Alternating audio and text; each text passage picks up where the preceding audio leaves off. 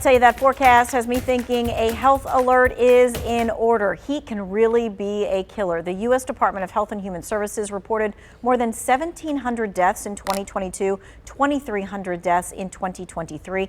Just yesterday, this is a story that's kind of like gaining momentum. We're hearing it all over the nation. A 10-year-old boy hiking with his family outside of Phoenix started feeling sick. Rescue crews were called in. They had to put him in a basket and then take him by helicopter to the hospital, but he died due to those heat-related complications. And I'm sure when most people hear that, they think, well, how could that have happened with his family around, right? And so I kind of wanted to tell you a little bit about a story that I had because this is what happened to me at a baseball game. So let's come to the table right here so that you can understand what I'm talking about.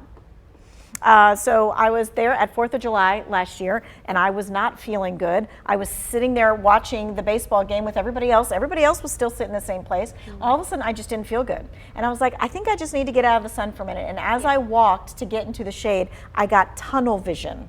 Like this, and all of a sudden then I was down on the floor. And then I could hear people talking to me, but I wasn't able to actually say anything. And that was super scary. And you just have to know when you're just not feeling right and tell somebody. Yeah, that's my worst nightmare. I have that all the time, that I am in danger and I can't yell or get something out. So I can only imagine the feeling in that moment, and you wouldn't think that'd be a symptom either. No. Was anyone, when you walked away, was anyone with you from your group? Or yeah, they were, and I said, hey, I'm not feeling good. And they're like, well, I'll go up there with you and get a bottle of water with you. Well, by the time I got to the top of the stairs, I had to lay down. And then they had to start putting the bottles of water like underneath my arms and around my ankles and things like that because it was just way too hot. All right, so we need you to keep this in mind for tomorrow when it comes to water.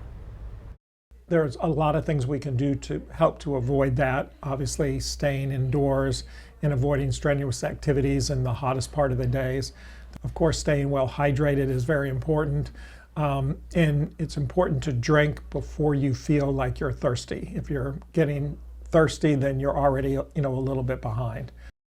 All right, so tomorrow you need to carry and drink more water than you need and plan to replenish your electrolytes. Here's another trick they say, don't skimp on your food intake and have salty snacks on hand. They say that really is part of it. It's like a cumulative effect. You need to drink some water tonight. You need to have more tomorrow, and those salty snacks, a big deal. Salty snacks, I So wouldn't if you're going to be have outside, thought of that. yeah, because it helps you. Electrolytes. Yes. Yeah, that makes sense. I love how you said it's so important to know your body. We oftentimes say, oh no, I'm good, I'm fine. But as soon as you start feeling those symptoms, get the help that you need. That's right, tell somebody. That's right. Thankfully, you were okay from all that, Tanya.